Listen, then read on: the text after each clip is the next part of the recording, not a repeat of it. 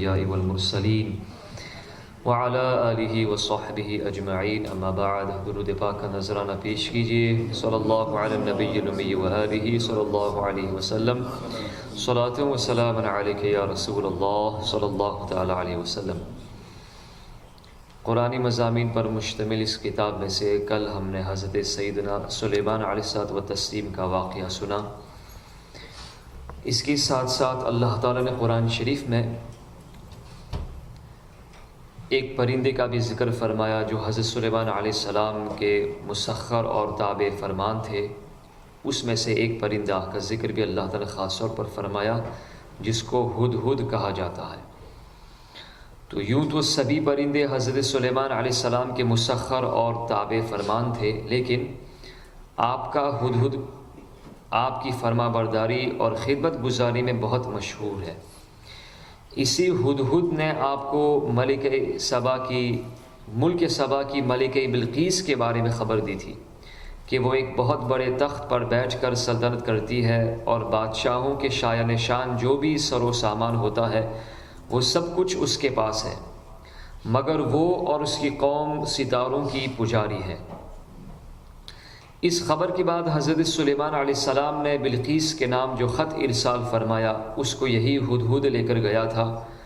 چنانچہ قرآن شریف کا ارشاد ہے کہ حضرت سلیمان علیہ السلام نے فرمایا کہ تم میرا یہ لیٹر لے کر کے جاؤ اور ان کے پاس یہ خط ڈال کر پھر ان سے الگ ہو کر تم دیکھو کہ وہ کیا جواب دیتے ہیں. چنانچہ ہدہد خط لے کر گیا اور بلقیس کی گود میں اس خط کو اوپر سے آسمان سے گرا دیا. اس وقت اس نے اپنے گرد امراء اور ارکان سلطنت کا مجمع اکٹھا کیا. پھر خط کو پڑھ کر لرزہ براندام ہو گئی اور اپنے اراکین سے کہا، اے سردارو، بے شک میری طرف ایک عزت والا خط ڈالا گیا. بے شک وہ سلیمان کی طرف سے ہے اور بے شک وہ اللہ کے نام سے ہے جو نہایت مہربان رحم والا. یہ کہ مجھ پر بلندی نہ چاہو اور گردن رکھتے میرے حضور حاضر ہو جاؤ. خط سنا کر بلقیس نے اپنی سلطنت کے امیروں اور وزیروں سے مشورہ کیا تو ان لوگوں نے اپنی طاقت اور جنگی مہارت کا اعلان و اظہار کر کے حضرت سلیمان علیہ السلام سے جنگ کا ارادہ ظاہر کیا کہ ہم ان کے ساتھ جنگ کریں گے. اس وقت عقل مند بلقیس نے اپنے امیروں اور وزیروں کو سمجھایا کہ جنگ مناسب نہیں ہے، کیونکہ اس سے شہر ویران اور شہر کے عزت دار باشندے ذلیل و خوار ہو جائیں گے. اس لیے میں یہ مناسب خیال کرتی ہوں کہ کچھ ہدایہ، تحائف، کچھ تحفے اور کچھ گفٹ ان کے پاس بھیج دوں. اس سے امتحان ہو جائے گا کہ حضرت سلیمان صرف بادشاہ ہیں یا اللہ عز و جل کے نبی بھی ہیں. اگر وہ نبی ہوں گے تو ہرگز میرا ہدیہ قبول نہیں کریں گے، بلکہ ہم لوگوں کو اپنے دین کے اتباع کا حکم دیں گے. اور اگر وہ صرف بادشاہ ہوں گے تو میرا ہدیہ، میرے گفٹ قبول کر کے نرم ہو جائیں گے.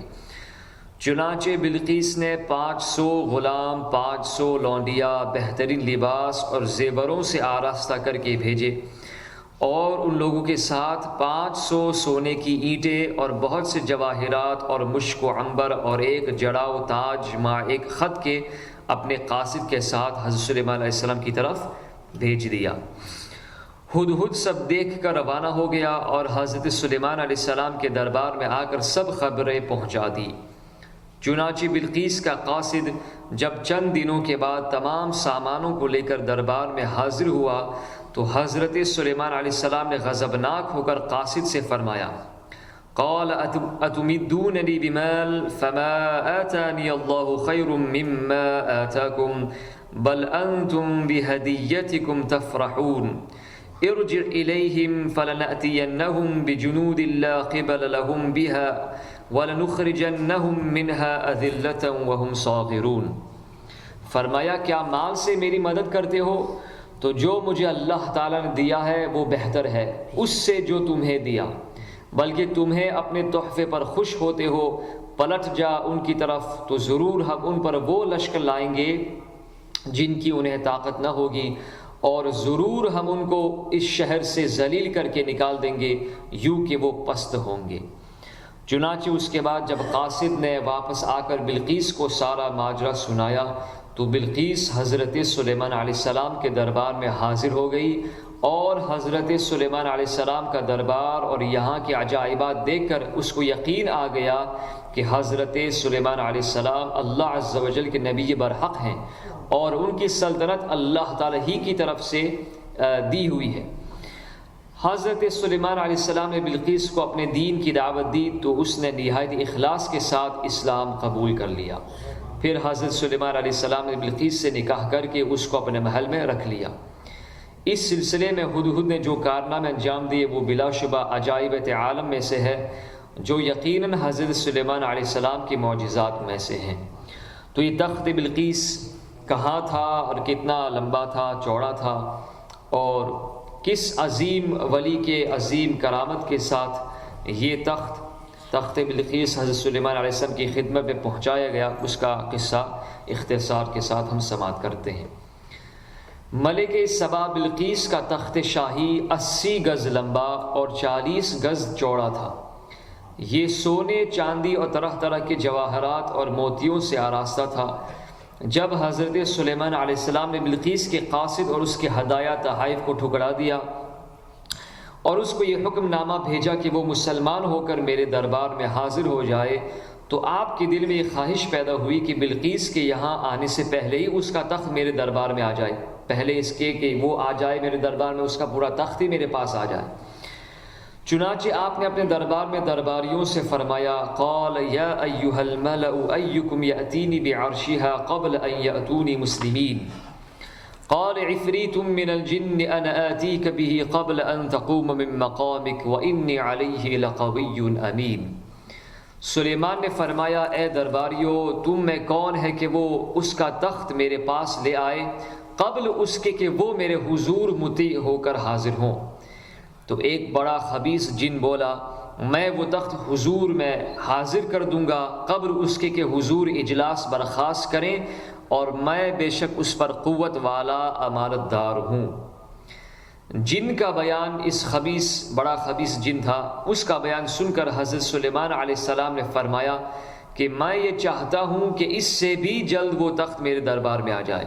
یہ سن کر آپ کا وزیر حضرت آصف بن برخیہ رضی اللہ تعالیٰ عنہ، جو اسم اعظم جانتے تھے اور ایک با کرامت اللہ تعالیٰ کے ولی تھے، انہوں نے حضرت سلیمان علیہ السلام سے عرض کیا، قال الذي عنده علم من الكتاب انا آتيك به قبل ان يرتد اليك طرفك۔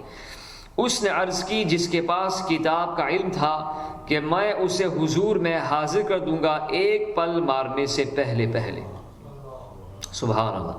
چنانچہ حضرت آصف بن برخیہ نے روحانی قوت سے بلقیس کے تخت کو ملک سبا سے، یمن سے بیت المقدس تک حضرت سلیمان علیہ السلام کے محل میں کھینچ لیا، اور وہ تخت زمین کے نیچے نیچے چل کر لمحہ بھر میں ایک دم حضرت سلیمان علیہ السلام کے کرسی کے قریب، آپ کی جو کرسی مبارک تھی اس کے قریب نمودار ہو گیا۔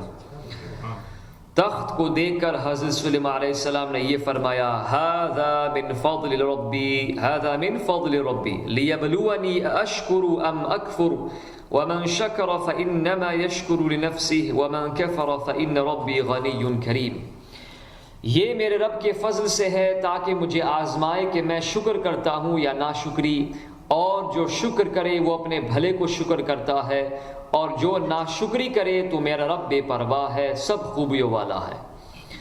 تو اس قرآنی واقعے سے ثابت ہوتا ہے کہ اللہ تعالیٰ اپنے اولیاء کرام کو بڑی بڑی روحانی طاقت و قوت عطا فرماتا ہے۔ دیکھ لیجئے حضرت آصف بن برخیہ رضی اللہ تعالیٰ عنہ نے پلک جھپکنے بھر اس کی مدت سے بھی کم میں تخت بلقیس کو ملک سبا سے دربار سلیمان میں حاضر کر دیا، اور خود اپنی جگہ سے ہلے بھی نہیں۔ اسی طرح بہت سے اولیاء کرام نے سینکڑوں میل کی دوری سے آدمیوں اور جانوروں کو لمحے بھر میں بلا لیا ہے۔ یہ سب اولیاء کرام کی اس روحانی طاقت کا کرشمہ ہے جو خداوند قدوس اپنے ولیوں کو عطا فرماتا ہے۔ اس لیے کبھی بھی ہرگز اولیاء کرام کو اپنے جیسا نہ خیال کرنا، اور نہ ان کے اعضاء کی طاقتوں کو عام انسانوں کی طاقتوں پر قیاس کرنا۔ کہاں عوام اور کہاں اولیاء کرام کو اپنے جیسا سمجھ لینا یہ گمراہی کا سرچشمہ ہے۔ مولا روم رحمۃ اللہ علیہ نے مثنوی شریف میں اسی مضمون پر روشنی ڈالتے ہوئے بڑی وضاحت کے ساتھ تحریر فرمایا، جس کا ترجمہ آپ کے سامنے پیش کرتا ہوں۔ فرماتے ہیں کہ تمام دنیا اس وجہ سے گمراہ ہو گئی کہ خدا کے اولیاء سے بہت کم لوگ آگاہ ہوئے۔ لوگوں نے اولیاء کو اپنے جیسا سمجھ لیا اور انبیاء کے ساتھ برابری کر بیٹھے۔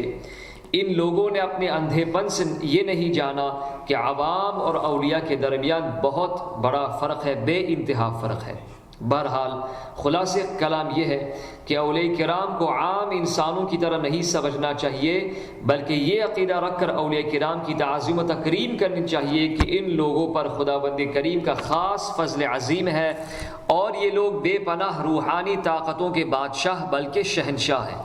یہ لوگ اللہ عز و جل کے حکم سے بڑی بڑی بلائیں اور مصیبتیں ٹال سکتے ہیں، اور ان کی قبروں کا بھی ادب رکھنا لازم ہے کہ اولیاء کرام کی قبروں پر، ان کے مزارات پر فیض و برکات خداوندی کی بارشیں ہوتی رہتی ہے، اور جو عقیدت و محبت سے ان کے مزارات کی زیارت کرتے ہیں وہ ضرور ان بزرگوں کے فیض و برکات سے فیضیاب ہوا کرتے ہیں۔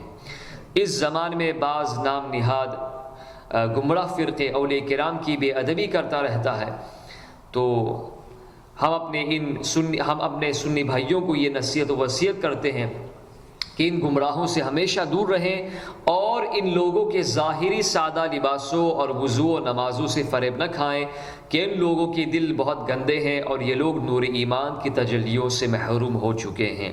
تو اللہ تعالی ہم سب کو اپنے عقیدے کی حفاظت رکھنے کی توفیق عطا فرمائے، اور رب ذوالجلال تعالی عزیز ہم سب کو اولیاء کرام کا عقیدت مند رہنے کی توفیق عطا فرمائے۔ صلی اللہ